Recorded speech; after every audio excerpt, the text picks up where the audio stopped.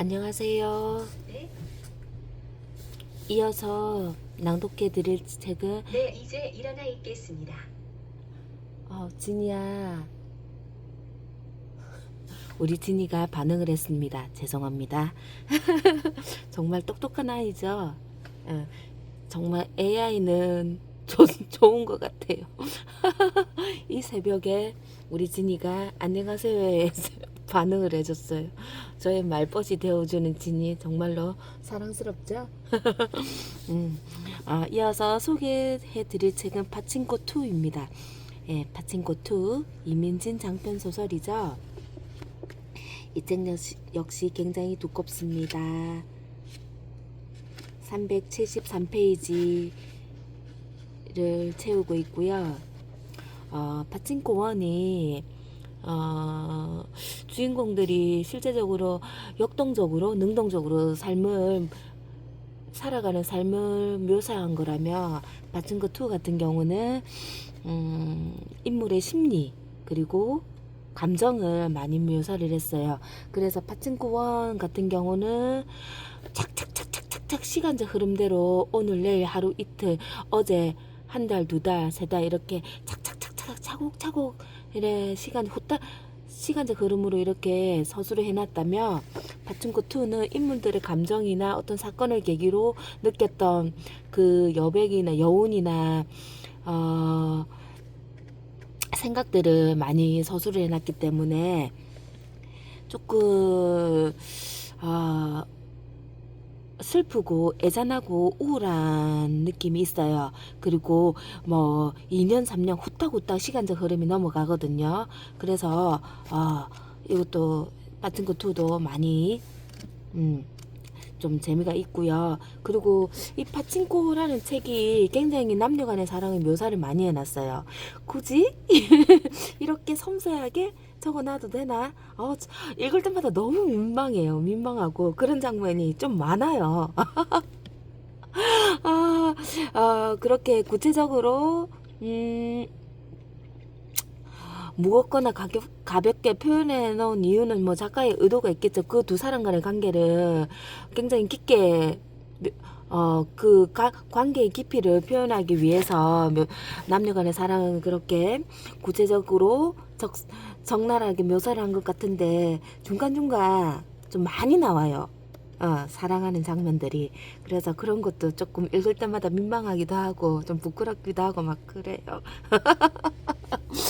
만약에 야한 소설 같은 거 읽고 싶으면은 이 파친코를 읽는 것도 추천해 드립니다. 무슨 말씀인지 아시겠죠? 굉장히 야한 내용이 많아요. 아무튼 그렇고요. 우스갯소리입니다. 그러면 제가 파친코의 맨 마지막 부분을 챕터를 읽어드리고 싶어요. 이제 장례식장에서 그동안 이제 잊고 살았던 모르고 살았던 그런 것들 장례식장에 이제 가가지고 선자가 회상하는 장면을 제가 읽어드리도록 하겠습니다. 350페이지입니다. 여기서부터 마지막 챕터와 이제 작가의 감사의 말, 작가가 이 책을 집필하면서 도움을 받고 감사한 마음 전달하고 싶은 그런 분들이 있겠죠. 그 적은 글을 읽어드리도록 하겠습니다. 20일 1989년 도쿄. 애초부터 그 남자가 마음에 안 들었어. 피비가 말했다. 너무 번지르르 하더라. 그래, 내가 완전히 바보였네. 난 좋아했거든. 솔로몬이 말했다. 그나저나 도대체 그 짧은 순간에 어떻게 가즈한테 그런 인상을 받았지? 미스코시 백화점에서 우연히 가즈를 만나서 2분 정도 본 게 다잖아. 그전에는 그런 말도 한 번도 안 했고. 셋집에 포함된 가죽 안락의자에 풀썩 주저앉은 솔로몬은 차마 피비의 얼굴을 제대로 볼 수 없었다.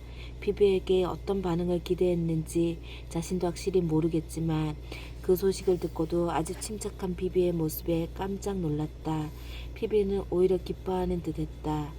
피비가 구부린 무릎에 가슴을 대고 창문 근처에 있는 긴 의자에 앉았다. 정말로 그 사람을 좋아했어. 솔로몬이 말했다. 솔로몬, 그 남자는 널 속였어. 솔로몬이 피비의 차분한 옆모습을 겨눈으로 슬쩍 올려다본 후 안락의자 등받이에 다시 머리를 기댔다.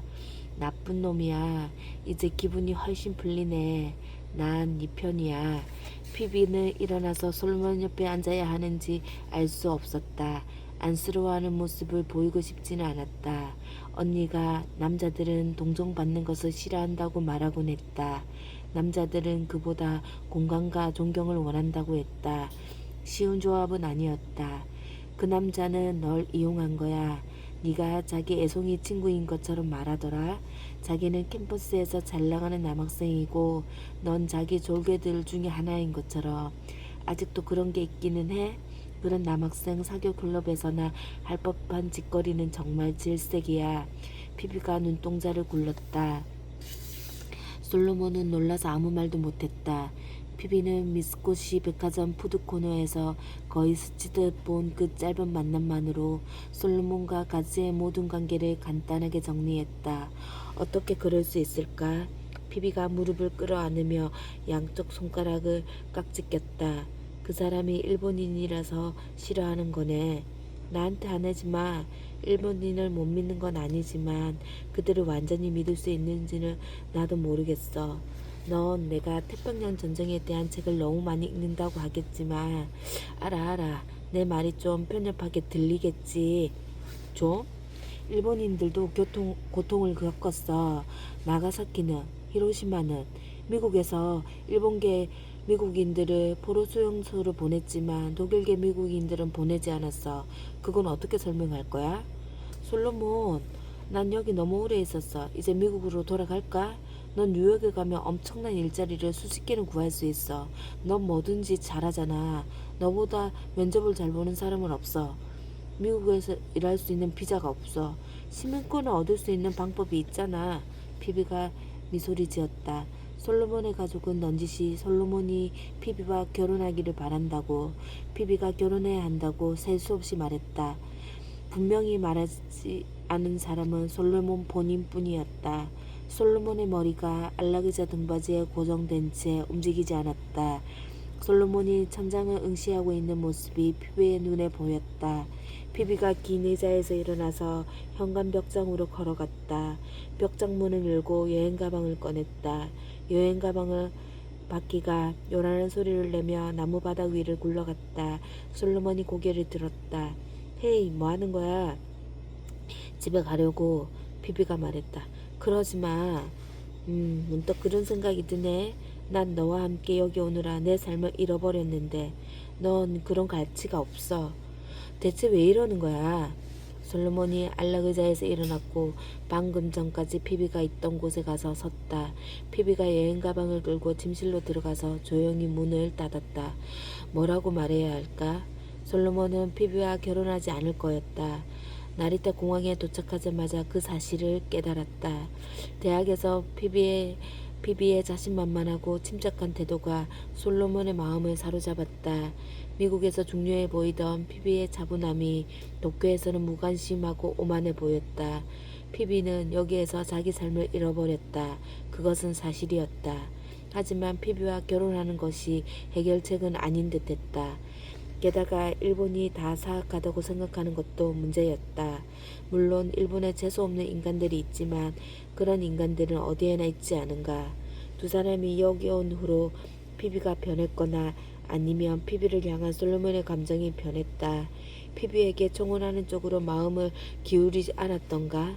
그렇지만 이제 시민권을 얻기 위해 결혼하면 된다는 의견을 피비가 내놓자 솔로몬은 미국인이 되고 싶지 않다는 사실을 깨달았다. 그렇게 하는 것이 이치에 맞는 일이고 아버지가 행복해야 할 것이다.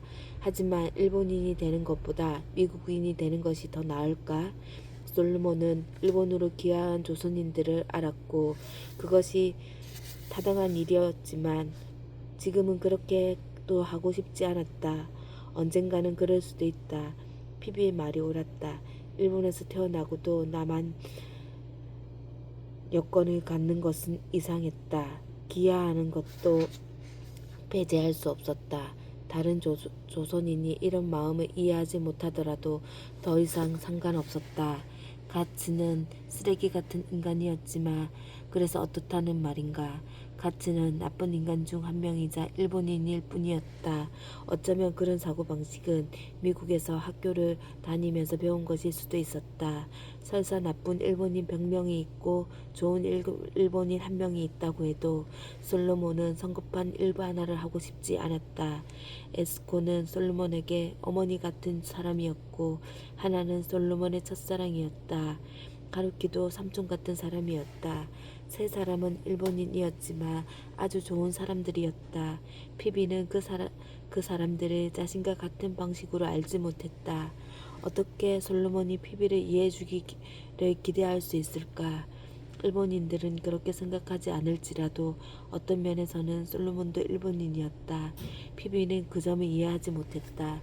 핏줄보다 중요한 무언가가 있었다. 두 사람 사이의 간극을 좁힐 수 없었다. 솔로몬이 괜찮은 사람이라며 피비를 집에 보내주어야 했다. 솔로몬은 부엌으로 가서 커피를 끓였다. 커피를 2잔 따라다 침실 문으로 다가갔다. 피비 들어가도 돼? 문 열렸어. 바닥에 펼쳐진 여행 가방들이 개껴서 둘둘 말아놓은 옷들을 가득 차 있었다.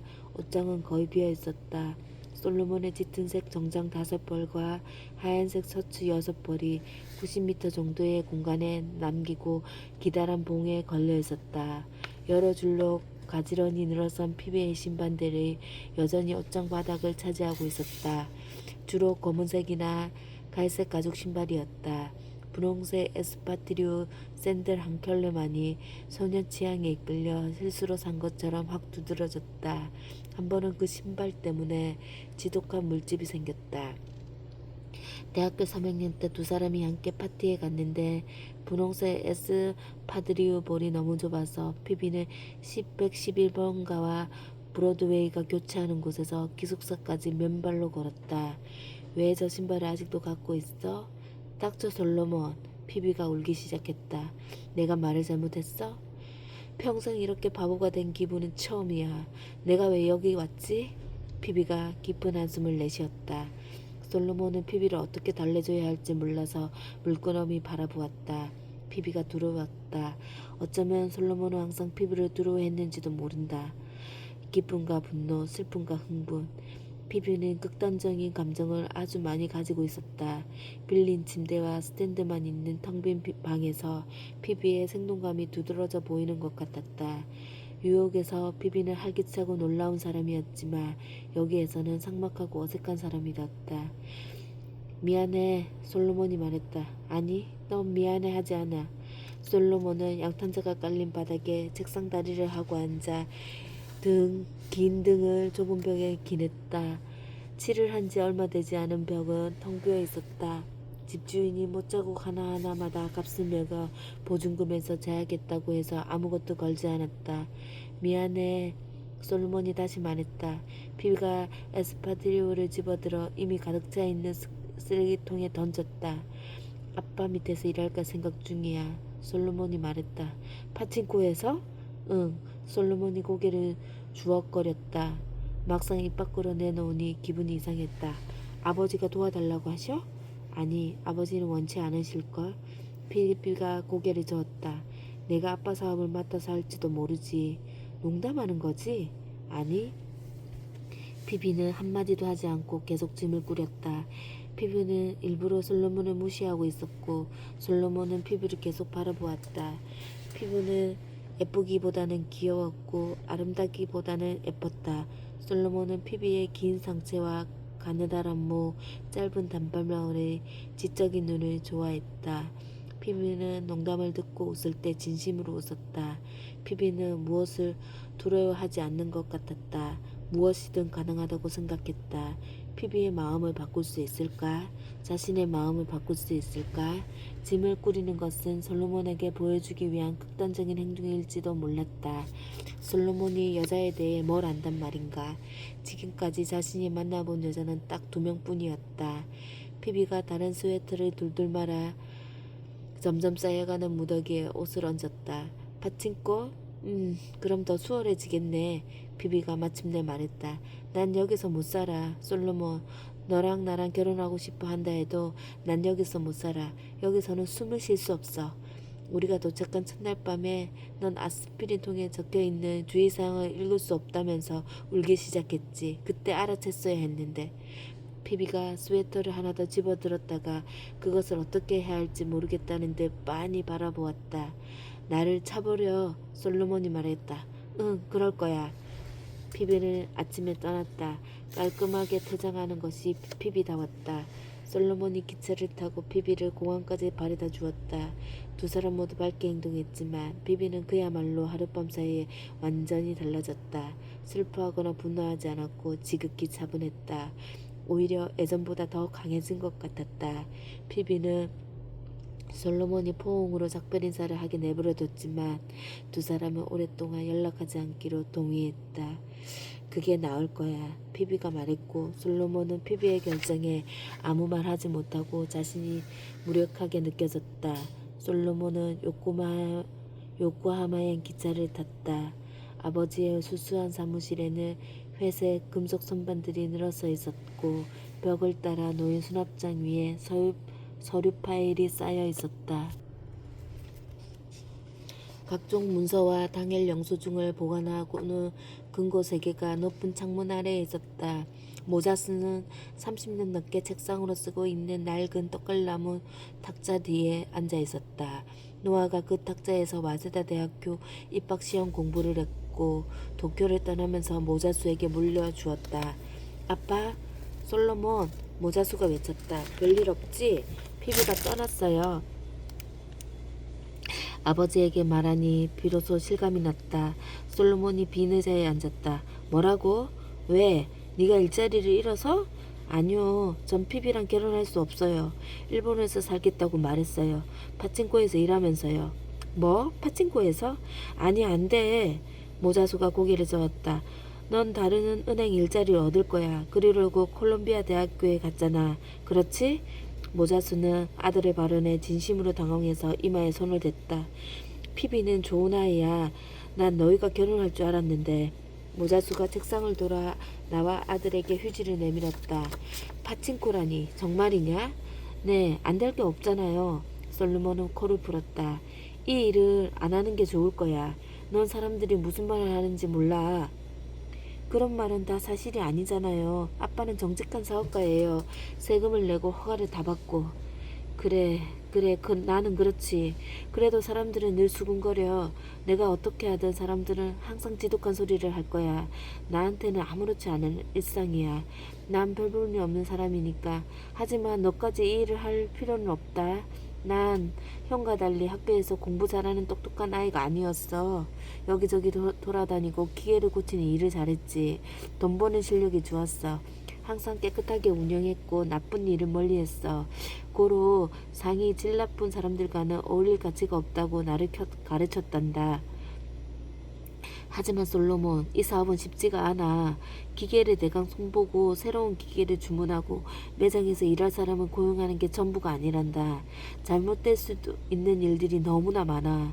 우리는 망한 사람들을 많이 알아. 그렇지? 왜 이 일을 못하게 하세요? 널 미국 학교에 보낸 건 아무도... 모자수가 잠시 말을 멈췄다. 아무도 내 아들을 깔보지 못하게 하려고 그런 거야. 아빠, 그런 건 상관없어요. 남들이 어떻게 생각하든 상관없잖아요. 솔로몬은 지금까지 아버지의 이런 모습을 본 적이 없었다. 난 사람 대우를 받기 위해 열심히 일하고 돈을 벌었단다. 부자가 되면 사람들이 나를 존경할 것이라고 생각했어. 솔로몬은 아버지를 바라보며 고개를 끄덕였다. 아버지는 본인한테는 거의 돈을 쓰지 않았지만 직원들의 장례식 비용을 냈고 직원들의 자녀의 학비를 대주었다. 모자수의 얼굴이 갑자기 밝아졌다. 사람의 마음은 바뀔 수 있어. 솔로몬, 피비가 미국에 도착하면 전화해서 미안하다고 해라. 네 엄마는 피비와 많이 비슷했어. 의지도 강하고 똑똑하고. 전 여기서 살고 싶어요. 솔로몬이 말했다. 피비는 그렇지 않고요. 그렇구나. 솔로몬이 아버지의 책상에서 장부를 집어들었다. 이것 좀 설명해 주세요, 아빠. 모자수는 잠시 망설이다고 장부를 펼쳤다. 그달의 첫날이었다. 선자는 불안한 마음으로 잠에서 깼다. 또 한수 꿈을 꾸었다. 최근에 선자는 어렸을 때 보던 모습 그대로 한수가 하얀 린넨 정장에 하얀 가죽 구두 차림으로 자꾸 꿈에 나왔다. 항상 같은 말을 했다. 너 내 여자야. 소중한 내 여자야. 선자는 잠에서 깼고 부끄럽기 짝이 없었다. 지금쯤이야 한수는 잊었어야 했다. 선자는 아침을 먹은 후에 이삭의 묘를 돌보러 공동묘지에 갔다. 늘 그렇듯 경희가 함께 가겠다고 했지만 선자는 괜찮다고 했다. 두 여자는 제사를 지내지 않았다. 기독교인들은 제사를 지내면 안 된다고 했다. 그렇지만 두 가부는 여전히 먼저 떠난 남편이나 다른 어른들과 이야기하고 처지를 호소하고 조언을 구하고 싶었다. 오래된 의식이 그리워서 공동묘지에 자주 갔다. 신기한 일이었지만 이삭이 살아있을 때와는 다른 방식으로 이삭과 가까워진 느낌이 들었다. 예전에는 이삭의 선량함을 존경하며 우러러보았으나 이삭이 죽고 나서는 다가가기 더 쉬운 존재처럼 느껴졌다. 요코하마를 출발한 기차가 오사카역에 도착하자 선자는 늙은 조선인 여자의 노점에서 흰 국화를 샀다. 오랜 세월 그곳에 다녔다. 이삭이 설명해준 바로는 주님 곁으로 갈 때 진짜 몸은 천국에 있으니 땅에 남은 육신은 중요하지 않았다. 땅에 파묻힌 육신에게 살아생전 좋아하던 음식과 향이나 꽃을 가져가라는 말은 가져가는 것은 말이 되지 않았다. 주님의 눈에는 모두가 동등하기에 절을 할 필요가 없다고 이삭이 말했다. 그렇지만 선자는 이삭의 묘에 좋은 것을 가져가고 싶은 마음을 어쩔 수 없었다. 이삭은 살면서 선자에게 바란 것이 거의 없었다. 이제 선자는 이삭 생각을 할 때면 하나님이 창조한 아름다움을 찬양하는 사람으로 남편을 기억했다. 이삭을 화장하지 않아서 정말 다행이었다. 선자는 아들들이 아버지를 찾아갈 수 있는 곳이 있기를 바랬다. 모자수는 종종 아버지의 묘에 갔고 노아도 모습을 감추기 전에는 선자와 함께 갔다. 아들들도 이삭과 이야기를 나누었을까? 선자는 궁금했다. 물어볼 생각을 미처 하지 못했고 이제는 너무 늦었다. 요즘 들어 공동묘지에 갈 때마다 이삭이 노아의 죽음을 어떻게 생각했을지 알고 싶었다. 이삭은 노아의 고통을 이해했을 터였다. 노아에게 무슨 말을 해줘야 할지 알았을 것이었다. 노아의 아내가 노아의 시신을 하장해서 찾아갈 수 있는 묘가 없었다. 선자는 혼자 있을 때 노아에게 말을 걸었다. 가끔은 맛있는 호박사탕 한 조각 같은 아주 사소한 것이 선자를 미안하게 했다. 이제는 돈이 있어도 노아가 어렸을 때 좋아하던 것을 사줄 수 없었다. 미안타, 노아야 미안타. 노아가 죽은 지 11년이 흘렀다. 고통은 사라지지 않았지만 파도에 깎여 둥그러지는 유리 조각처럼 날카롭던 가장자리가 묻어지고 부드러워졌다. 선자는 노아의 장례식에 가지 않았다. 노아는 아내와 아이들이 선자에 대해 알기를 원하지 않았고 선자는 이미 노아에게 충분한 상처를 주었다. 그때 그렇게 노아를 찾아가지 않았다면 노아가 아직 살아있었을지 모를 일이었다. 한수도 장례식에 가지 않았다. 노아가 살아있다면 56살이었을 것이었다. 지난밤 꿈에서 선자는 한수가 다시 만나러 와줘서 행복했다. 두 사람은 영도의 옛집 근처 바닷가에서 이야기를 나누었다. 그 꿈을 떠올리니 다른 사람의 삶을 지켜보는 것 같았다. 어떻게 이삭과 노아는 세상을 떠났는데 한수는 살아있을 수 있단 말인가? 어떻게 그것이 공평하단 말인가? 한수는 도쿄 어딘가의 병원 침대에서 밤낮으로 간호사들과 딸들의 각별한 보살핌을 받으면서 살고 있었다. 선자는 다시는 한수를 만나지 않았고 만나고 싶지도 않았다. 꿈에서 한수는 선자가 어렸을 때 본 모습 그대로 활기찼다. 선자가 그리워하는 것은 한수도 심지어 이삭도 아니었다. 선자가 꿈에서 다시 보고 있는 것은 자신의 젊음과 시작, 소망이었다. 선자는 그렇게 여자가 됐다. 한수와 이삭과 노아가 없었다면 이 땅으로 이어지는 순례의 길도 시작되지 않았으리라. 이 아줌마의 삶에도 평범한 일상 너머로 반짝이는 아름다움과 영광의 순간들이 있었다. 아무도 몰라준다 해도 그것은 사실이었다. 사랑했던 사람들이 항상 곁에 있었다는 사실에 위안을 받았다. 가끔 기차역 매점이나 책방 창문 앞으로 어린 시절 노아의 작은 손을 느낄 수 있었다. 그러면 노아를 눈을 감고 노아의 달콤한 풀향기를 떠올렸고 노아가 항상 최선을 다하며 살았음을 기억했다. 그런 순간에도 노아를 꼭 붙들기 위해서 혼자 있는 것은 좋았다. 선자는 기차역에서 공동묘지까지 택시를 타고 갔다. 줄지어 늘어서 있는 많은 묘를 지나 잘 관리된 있는 이삭의 묘를 걸어갔다. 닦을 필요는 없었지만 이삭에게 이야기를 하기 전에 대리석으로 된 묘비를 닦고 싶었다. 선자는 무릎을 꿇고 앉아 가져온 수건으로 평평한 사각형 묘비를 닦았다. 이삭의 이름이 일본어와 조선어로 새겨져 있었다. 1907년에서 1944년 하얀색 대리석이 이제 깨끗했고 햇살을 받아 따뜻했다. 이삭은 참으로 우아하고 아름다운 남자였다. 고향집 식모 자매가 이삭을 얼마나 동경했는지 기억난다. 복희와 덕희는 그렇게 잘생긴 사람을 한 번도 본 적이 없다고 했다. 모자수는 선자를 더 많이 닮아서 평범한 얼굴이었지만 이삭의 고든 자세와 안정적인 걸음걸이를 쏙 빼닮았다. 여보, 선자가 말했다. 모자수는 잘 지냅니다. 지난주에 전화 왔어요. 솔로몬이 외국 은행서 일자리를 잃어서 이제 지 아빠랑 일하고 싶다 한다고 해. 상상이 돼요. 당신이 우회 생각할지 궁금합니다.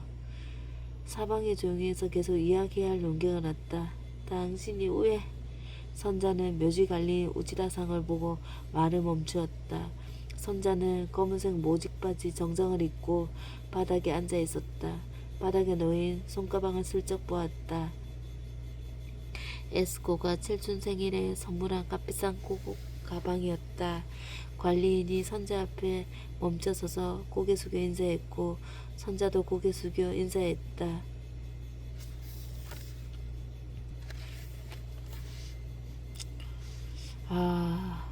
이게 2장 반밖에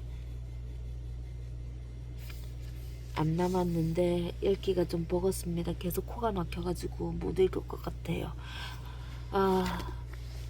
파친코라는 소설은 굉장히 짜임새도 좋고 완성도가 높은 책이에요. 기회가 나면 한번 읽어보시기 추천해 드립니다. 그냥 이방인으로서 경계인으로서 살아가는 타국에서 열심히 고분분투하는 사람들의 이야기입니다. 어쩌면 저희도 하루하루를 역사를 만들어 가고 있는 주인공인지 모르겠어요. 우리 모두가 인생의 주인공이에요. 그러니 열심히 즐겁게 살아갑시다. 여러분 안녕.